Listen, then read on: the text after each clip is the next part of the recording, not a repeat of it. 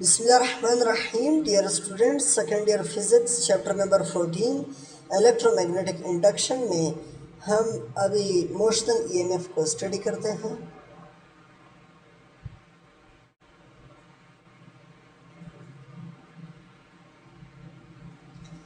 Motional EMF की definition देख लें। The induced EMF due to the motion of electric conductor in the presence of magnetic field is called motional EMF. Magnetic field की मौजूदगी में conductor के motion की वजह से जो EMF इंड्यूस होगा उसे हम मोशनल EMF कहते हैं।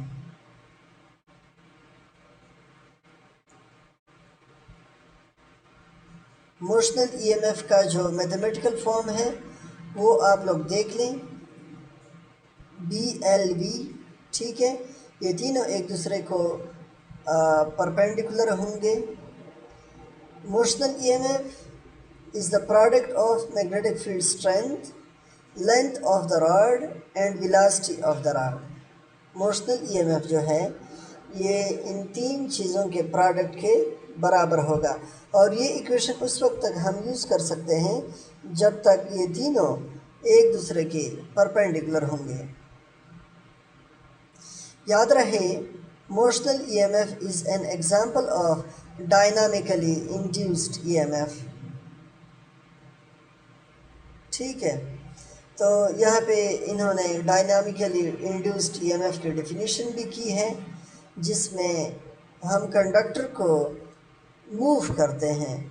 ठीक है, when the conductor is moved in a stationary magnetic field in such a way that the flux linking the conductor changes in magnitude, thus the EMF induced is called dynamically induced EMF। तो dynamically induced EMF का ये एक example समझ लें। ठीक है, motional EMF जो है ये एग्ज़ाम्पल है डायनामिकली इंड्यूस्ड EMF का।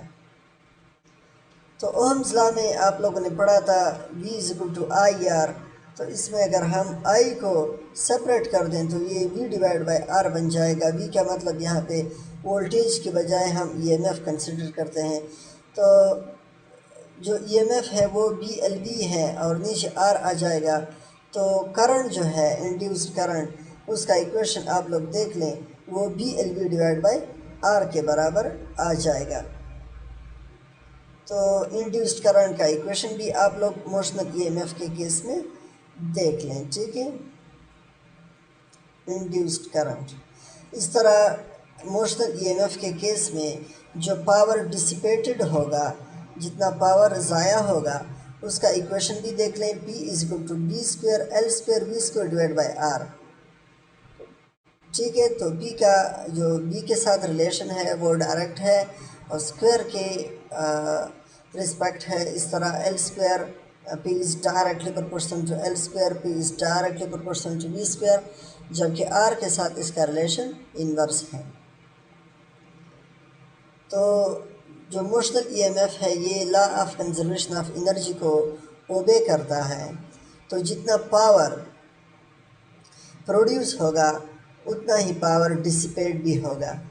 और रेल गन जो है, रेल गन, इसमें आप ये जो ऑपरेशन है रेल गन का, इसमें आप ये प्रिंसिपल देखते हो।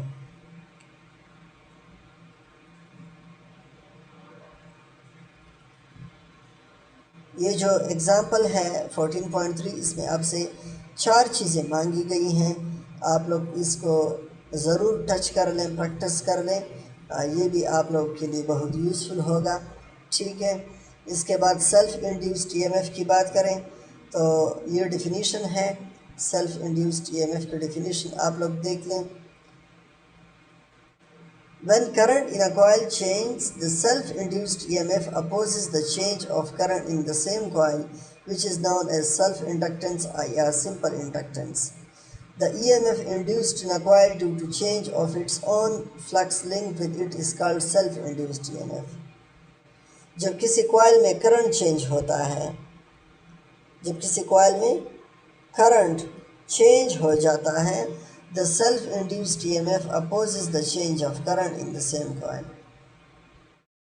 تو کوائل میں جب کرنٹ چینج ہوتا ہے اور اسی کنڈکٹر یا اسی کوائل سے لنکڈ جو میگنیٹک فلکس ہوتا ہے وہ چینج ہونے کی وجہ سے ای ایم ایف انڈیوس ہوگا، جسے ہم self induced E M F کہیں گے۔ اور یہ جو self induced E M F ہے یہ کرنٹ کو اپوز کرے گا، کرنٹ کے چینج کو اپوز کرے گا، ٹھیک ہے۔ تو دوبارہ دیکھ لیں، دو ڈفرینٹ چیزیں ہیں۔ When current in a coil change the self-induced EMF opposes the change of current in the same coil, which is known as self-inductance یا inductance۔ تو self induced E M F کی یہ جو صلاحیت ہے کہ وہ چینج آف کرنٹ کو اپوز کرتا ہے، اس سے ہم سیلف انڈکٹنس یا انڈکٹنس کہتے ہیں۔ اور self induced E M F کیا چیز ہے؟ Self induced E M F وہ ای ایم ایف ہے جو کوائل کے اندر due to change of magnetic flux پیدا ہوتی ہے۔ لیکن یہ جو میگنیٹک فلکس ہے یہ اس کے اپنے کوائل کا چینج ہو رہا ہے، اس طرح نہیں ہے کہ کسی دوسرے کوائل میں میگنیٹک فلکس چینج ہو گیا اس وجہ سے کسی اور کوائل میں انڈیوسڈ ای ایم ایف آ گیا، اس طرح نہیں۔ ایک ہی کوائل ہے ہمارے پاس، اس کوائل کے اندر میگنیٹک فلکس چینج ہو گیا، اس وجہ سے اسی کوائل میں انڈیوسڈ ای ایم ایف آ گیا، تو اسے ہم self induced E M F کہیں گے۔ تو سیلف لفظ جو ہے یہ اسی چیز کو ظاہر کرتا ہے کہ جو میگنیٹک فلکس میں چینج آیا ہے اور جو انڈیوسڈ ای ایم ایف آیا ہے یہ دونوں ایک ہی کنڈکٹر سے تعلق رکھتے ہیں۔ تو یہ دیکھیں ایک ہی کنڈکٹر ہے، ٹھیک ہے۔ تو آپ لوگ اس کا جو میتھمیٹیکل فارم ہے وہ دیکھ لیں۔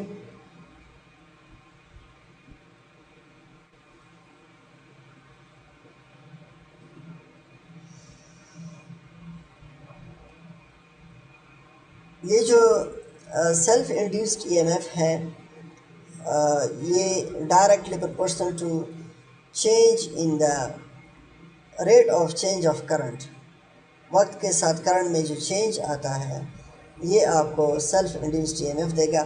یہاں پہ جو کانسٹنٹ ہے یہ بہت زیادہ امپورٹنٹ ہے، ایل کانسٹنٹ ہے جسے ہم سیلف انڈکٹنس یا انڈکٹنس آف کوائل کہتے ہیں، ٹھیک ہے۔ اور انڈکٹنس کا جو یونٹ ہے یہ بھی بہت امپورٹنٹ ہے، henry is the unit of inductance. تو ہنری آپ لوگ کے پاس کس چیز کے برابر آئے گا؟ ٹائم کو آپ دوسری سائڈ پہ ملٹیپلائی کر لو، کرنٹ کو ڈیوائڈ کر دو تو یہ آ جائے گا وولٹ سیکنڈ پر ایمپیئر۔ ہنری کس چیز کے برابر آئے گا؟ وولٹ سیکنڈ پر ایمپیئر۔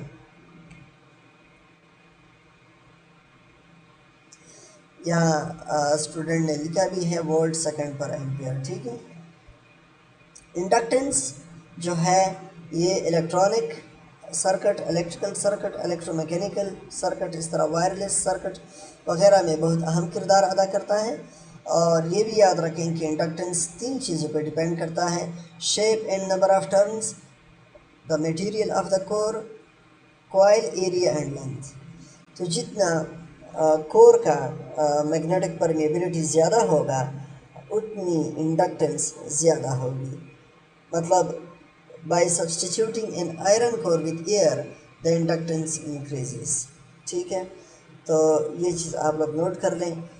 اس کے بعد میوچولی انڈکٹنس ہے، لیکن اس کو انشاءاللہ ہم پھر نیکسٹ لیکچر میں اسٹڈی کر لیں گے۔